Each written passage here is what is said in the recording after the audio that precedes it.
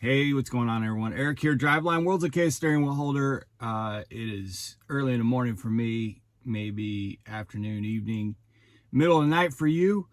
But it's a beautiful, beautiful day, man.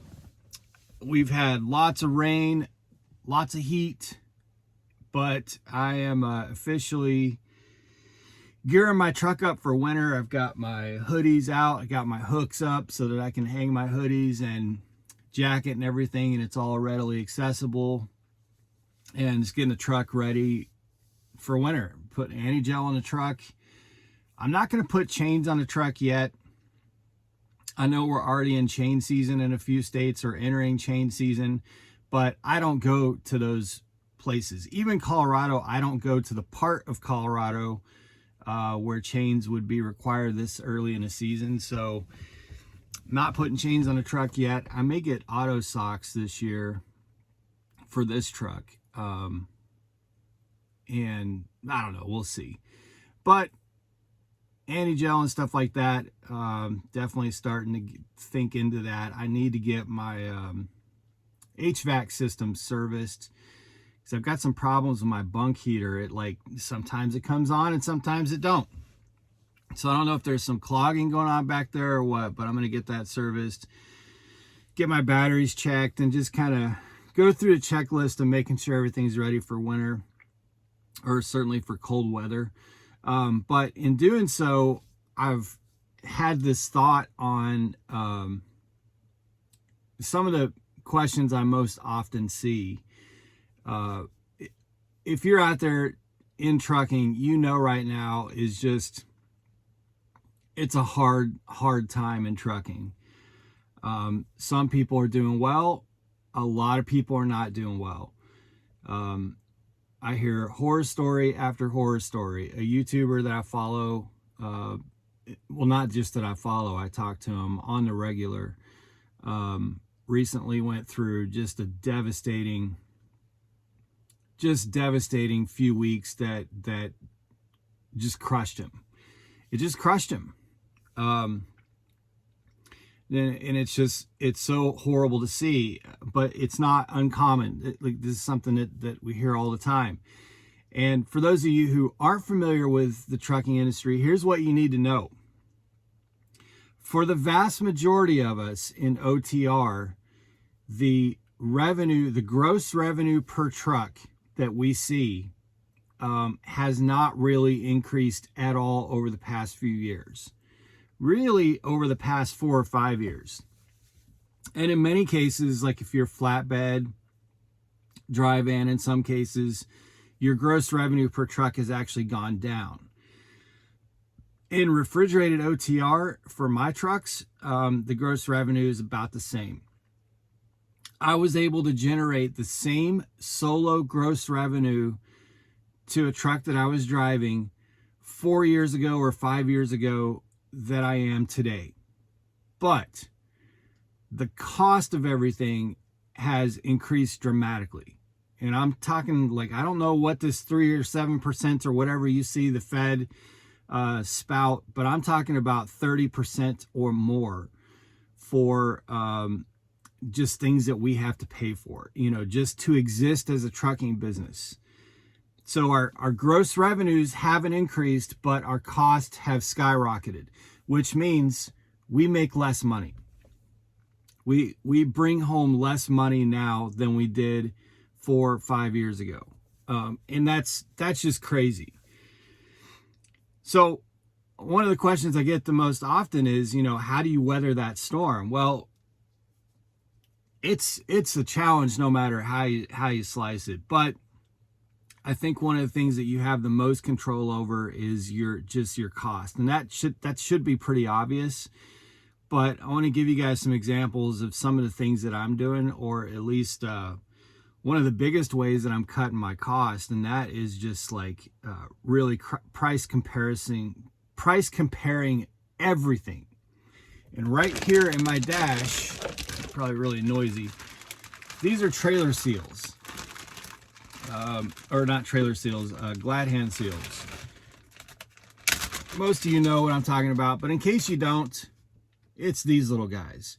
Now I've replaced more Glad hand seals on trailers in the past in the past month than I have in the past year. I don't know what it is with maybe drivers. They're just lazy. They're just going down the road, just blowing air out of those seals. But I swear probably 8 out of the last 10 trailers that I've picked up have had not just bad Glad hand seals, but like just completely blown out. Where when I push air into the trailer and roll this window down, I just hear air just shooting out at the Glad hands. And it's not my Glad hands. I've replaced my Glad hands. I know my Glad hands are in good condition. It's the seals on the trailers. So now, if you don't have Glad hand seals on your truck and you get into a situation where you have to replace a Glad hand seal, guess how much they are in most truck stops? I'll give you a second. This little rubber thing, this right here, little piece of rubber, these are 2 for $5. $5 for 2 of these in a truck stop. That's crazy. This bag right here has 100 of them. This is 100 Glad hand seals. It was $19 online. $19 for 100. That's 19 cents per seal. In a truck stop, they're 2 for $5. Now, if you pull Prime Freight, you can get these for free at the terminals. They'll give you a couple of them for free at the terminals. But I was just like, you know what? I just want a grip of them. I don't want to have to be concerned about running out or if I'm close to a terminal or anything like that. And I do not want to pay $5 for 2 of them. So I got 100 of them for 19 cents a piece. So I'm good on Glad hand seals, but that's just one example. I've seen, now I know sometimes you can use points or something like this, but I've watched people buy the 2 Glad hand seals for $5 because they were in a pinch. But let's take a couple other products. Load locks, load bars that go in a trailer to secure your load. I saw those in a truck stop the other day for $50. $50. I'm not sure how much they are at our terminals now. They may be like 30 bucks or something. I'm not sure. They're definitely cheaper at our terminals. But you can order those online for $90, including shipping. And those are heavy. It's a heavy product. 4 of them would be a pretty heavy package. But you can order those online for $90. So it's about 22 bucks a piece. That's the cheapest way I've found it. Anti-gel that you put in your fuel tanks. You know, if you get caught at a truck stop out of anti-gel, you could be paying $22, $23 for a bottle of anti-gel. You can order a case of it online, 12 bottles, for about 100 bucks. 12 bottles of the really good stuff, the Power Service, good stuff. So these are just a few examples of things that, now, it does require that you plan ahead. See, where the truck stops are getting you, and a lot of these costs are really getting you, is when you don't plan ahead and you're just SOL and you're stuck at a truck stop and you have no other option. That's where they're going to get you, because you have to go inside and pay that price. And it doesn't feel that bad at that time because it's just that one product. So if you don't have Glad hand seals, well, it's just $5. I'm in a pinch. That $5 is going to save me, and it makes sense in that moment. But if you're doing that constantly throughout the month that you're out on the road, or however long it is you're out on the road, those costs really add up, especially if you're buying load locks and anti-gel and 911 and gloves, Glad hand seals, you name it. If you're buying all that stuff, like if you're buying just the one item at the one time, it doesn't feel like it's that much money because it's only $5 or $23. But over the course of a month or two, you're spending potentially hundreds of dollars that you didn't have to spend, that you could have used for your family, for your bills, for your mortgage or your rent or your insurance. So if you can really think ahead and plan ahead, you can save a ton of money. you're still going to pay more even at the cheapest than you would 4 or 5 years ago, of course, but you're going to save a ton of money. So I'd highly recommend, if you're going home in a couple weeks, if you're OTR over the road and you're going home in a couple weeks, it's wintertime, go look. If you guys need links, leave a comment down below and I'll give you some links for some good, anti-gel and stuff like that. I want to support local businesses. I want to support offline brick and mortar businesses, but this shit is just it's just bananas. I can't. $5 for 2 Glad hand seals to me is just batty. That is just nuts when I can order 100 of them for $19. And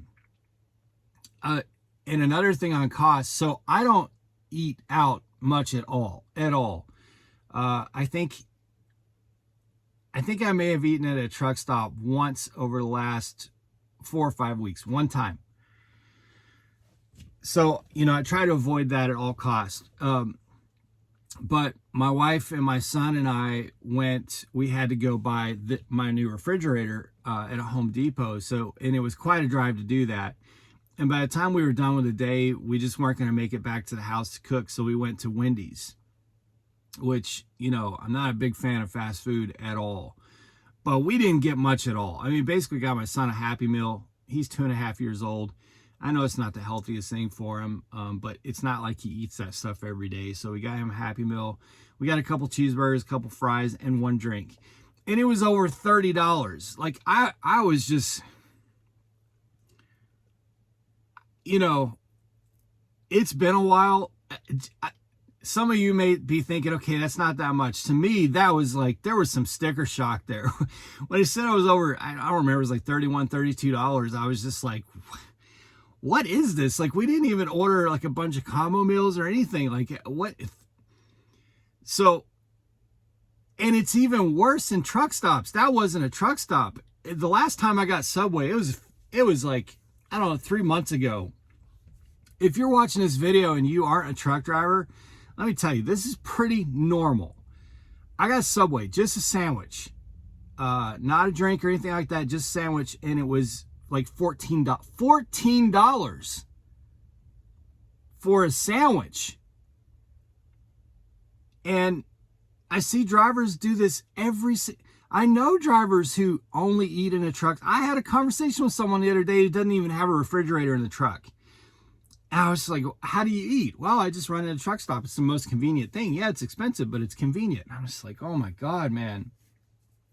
That's so much money. If you're doing that 3 times a day, you're spending $45 a day. Let's call it 50 with drinks and stuff.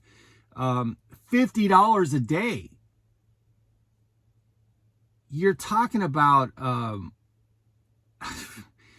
mean, that's just astronomical. So basically, I've got in the next couple videos, I'll show you guys all the food prep that my wife and I do for the truck. Basically, we outfit my truck so that I can eat in the truck for up to 30 days without having to buy anything else. It takes a lot of work. It takes her a full week of cooking before I even get home, and then it takes her to do some cooking while I'm at home. But we figured that we're probably saving half. We're cutting half of my food costs while I'm out on the road. We're cutting it in half, at least in half, if not more.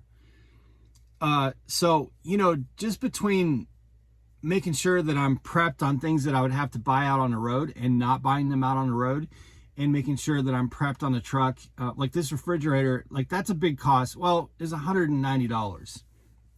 It's a pretty big, I mean, it's about as big a refrigerator as you can put on a Freightliner Cascadia.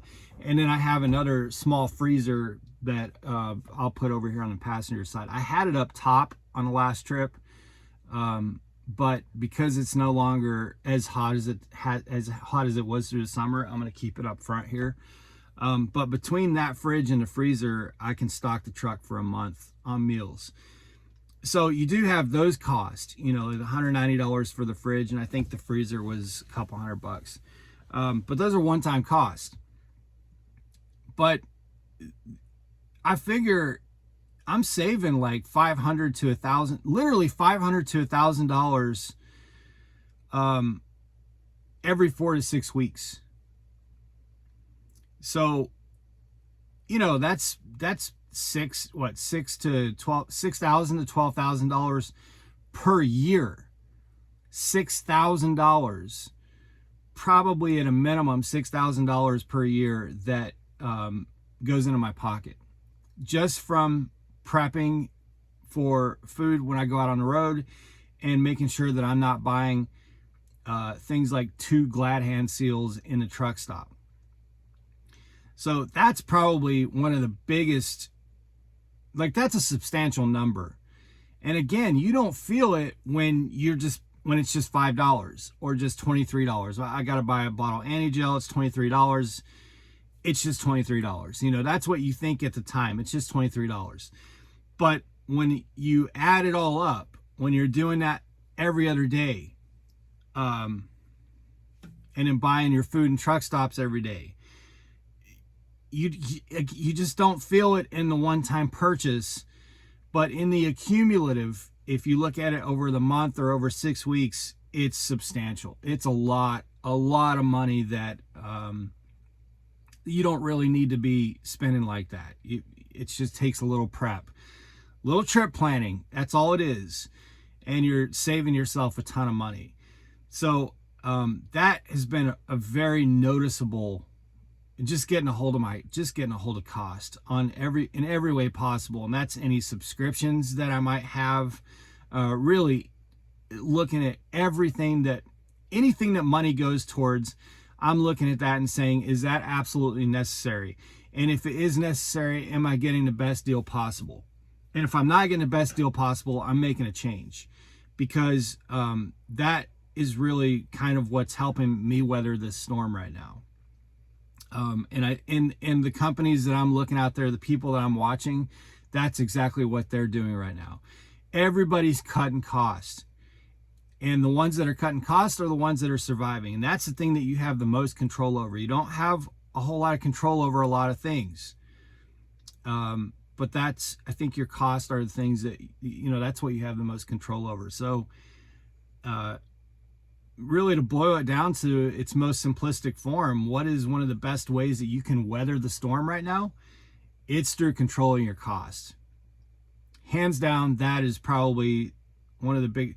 Now, some of you might look at that and say, well, $6,000 won't save me. $6,000 is a lot of money, and it can certainly help. For a lot of you, though, I think $6,000, having an extra $6,000 over the course of a year, or an extra $500 a month, is a big deal, especially if you have a family.